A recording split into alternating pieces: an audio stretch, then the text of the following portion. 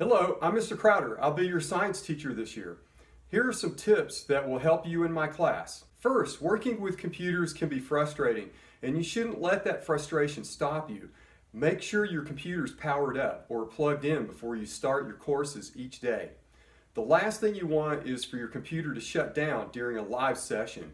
Also, on the days you go to school, you should always bring your powered up computer and mask. Every class will require them.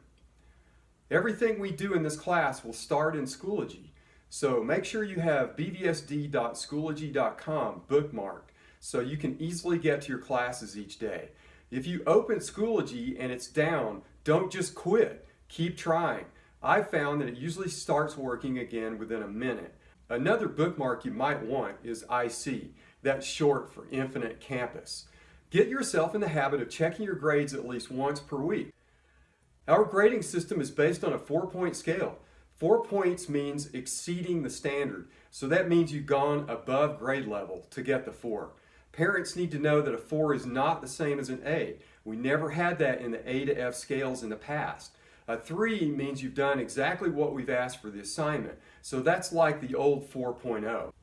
But a good student tries as hard as they can to reach and try to go above their potential, so try to exceed the standard if you can. You'll have homework in my class every week. This homework assignment shows up in Schoology by Sunday and is due by Wednesday each week. Your grade shows up as an M, missing for Thursday, and will be changed when you get it turned in. This year, you'll be posting homework assignments on a Padlet. They look like this.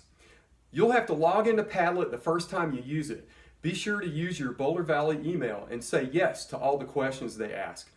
All of the other work we do is graded by that weekend.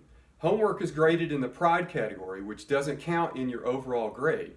Since it isn't included in the overall grade, you may think it's okay to skip homework assignments. But if you do, you'll be missing out on an opportunity to practice what shows up on our tests. So I recommend doing them. Our 4 science grading categories are communication, conceptual understanding, critical analysis, and scientific method. Conceptual understanding is the big one for tests and at least half of your assignments. Here's a few hints on video conferencing. You have options as to how interactive you will be in live sessions. You can elect to sit back and wait. You can have your audio off and not ask any questions in the class, just letting it wash over you like a big wave. Then you're likely not to get much out of these classes and forget most of it. I highly recommend to all of you that you connect with audio and video. That is, if your internet connection can handle the load. Being seen and heard is how you best get your online education. It helps your teacher connect with students, but it also helps everybody else in the class. Those students who do interact in their classes are the ones who are maximizing their education. Another big hint is splitting your screen when you're in video conferencing lessons. One of these should be your conferencing window, whether it's in Google Meets or Schoology conferences. The other window you use for anything your teacher's having you do while in the video conference, like Pear Deck or writing a Google Doc or whatever it might be. Since every class uses Schoology, you need to know how to turn in assignments. In class, you just turn papers into an inbox for that teacher. But in Schoology, that inbox for assignments is on the right side of your page. Since most of you will be using Chromebooks for doing your schoolwork, you should know a common problem that our students are having, where they try to select Upload File when they're ready to submit their work. Your Chromebook doesn't have a hard drive, and when you select Upload File, Schoology can't find that file because you don't have it in your computer. You can select Create. Then you create a document and then attach the link to whatever you're submitting. Or select Resources and find your Google Drive and then select your assignments to submit. So what are we learning this year in science? I like to think of science class as 2 things, thinking and explaining. My job is to make you better at both of these things, thinking and explaining. It should be difficult because I'll be forcing you to think and to explain with logic and thought. Those 2 things are usually tough for young people, so you'll need to welcome the struggle with a can-do attitude, but I'll make it as fun and as doable as possible.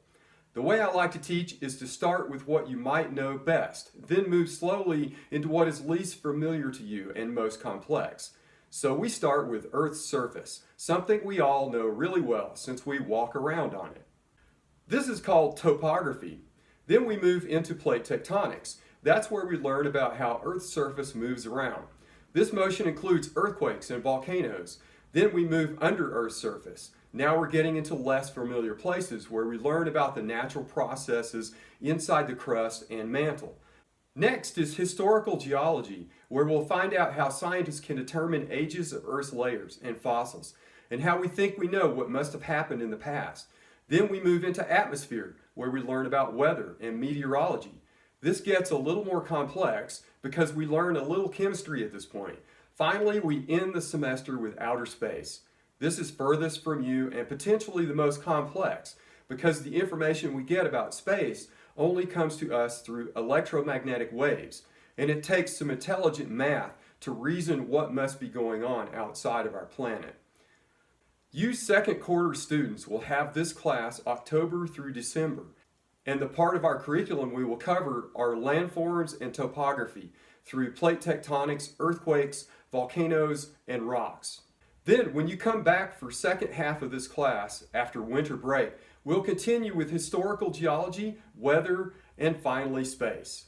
Okay, pirates, I wish you a successful year. Let's do this!